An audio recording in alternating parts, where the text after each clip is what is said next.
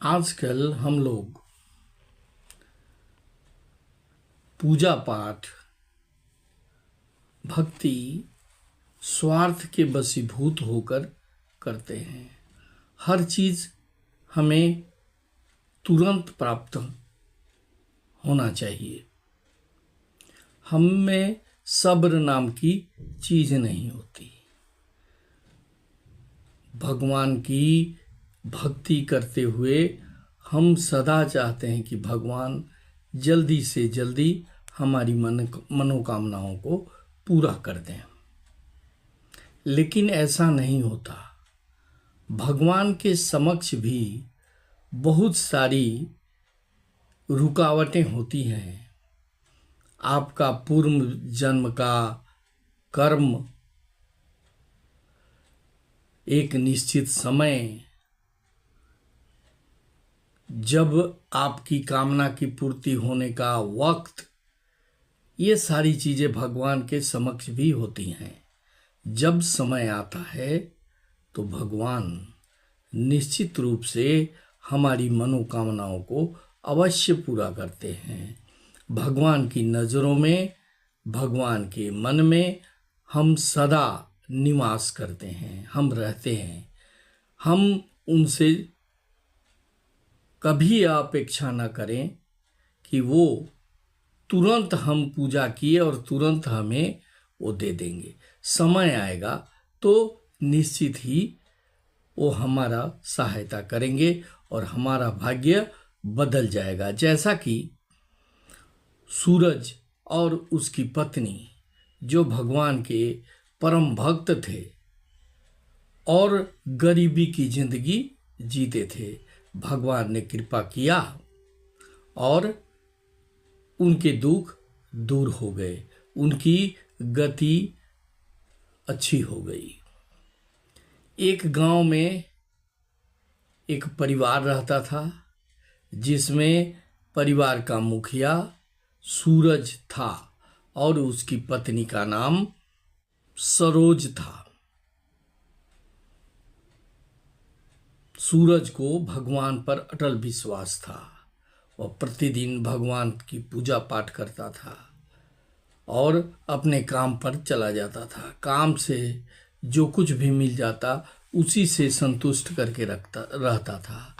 उसे विश्वास था कि भगवान एक न एक दिन उसकी अवश्य सुनेंगे और उसका भी उद्धार हो जाएगा, उनका भी जो स्थिति है वह बदल जाएगी।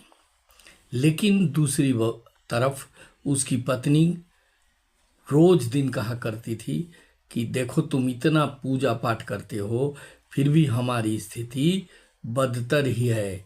हमें खाने को भी नहीं मिलता। हमको अपनी आवश्यकताओं की पूर्ति के लिए, बाल बच्चों के लिए बहुत परेशानी से उनका गुजारा चलता है। लेकिन सूरज को भगवान पर विश्वास, अटल विश्वास था। वो कहा करता था कि भगवान एक दिन जरूर सुनेंगे और हमारी मनोकामना को पूरा अवश्य करेंगे। वह अपनी पत्नी को समझाता और काम की तलाश में, भोजन की तलाश में निकल जाता था। एक दिन उनके घर में खाने के लिए भी कुछ नहीं था। उसके परिवार दिन रात भूखे थे। सुबह में सूरज ने भगवान की पूजा की, आराधना किया और काम की तलाश में निकल पड़ा। रास्ते में एक मंदिर दिखाई दिया जहां पर कि भंडारा चल रहा था।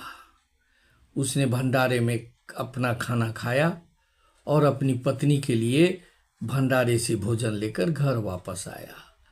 उसने कहा कि भगवान आज हमारा सुने और उन्होंने ये भोजन हमें दिया, इसको करो और मैं जाता हूँ, काम करके आता हूँ तो कुछ पैसा लाता हूँ जिससे खाना बनेगा।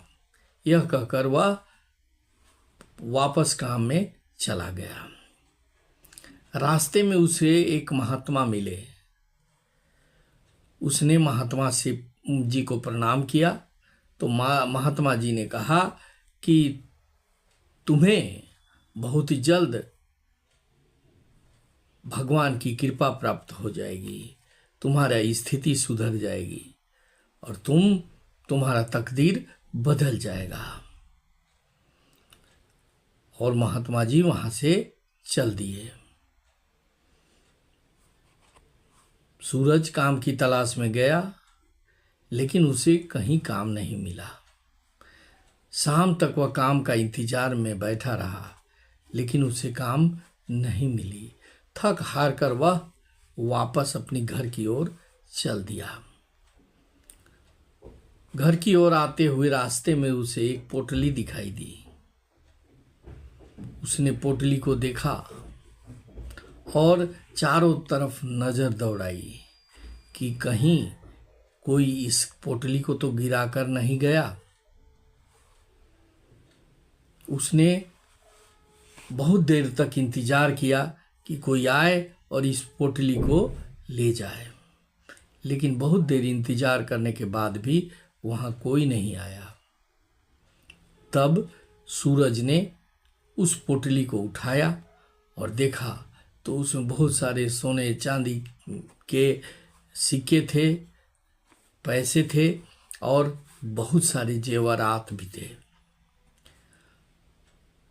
सूरज फिर से इधर उधर देखा कि कोई तो आए और इसे ले जाए, लेकिन सड़क पर कोई नहीं आया।